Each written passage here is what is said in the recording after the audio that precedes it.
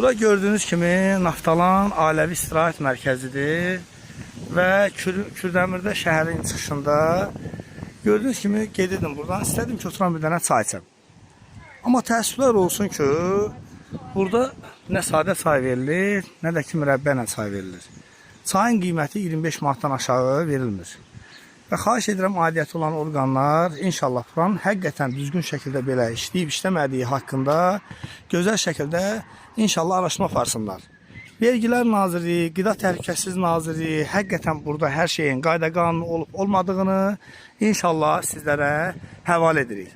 Biz jurnalistlərin işi, mətbuat işçilərinin işi odur ki, belə yerləri bütün cəmiyyətimizə göstərsinlər ki, bu yerlərdə bəzi insanların istifadə eləməsinlər.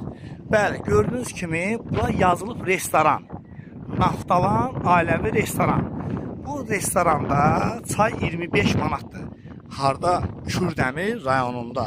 Kürdəmir rayonunun çıxışında Naftalan İstirahət Restoranında 25 manatdır çay. Xahiş edirəm, bura haqqında çox ciddi tədbirlər görülsün inşallah və düzdür bunun qarşısında bir neçə AA maşınlar var. Nömrələrini çəkmirəm, amma bizim bütün maşınlarımız, bütün insanlarımız AA-lardan ibarət deyil.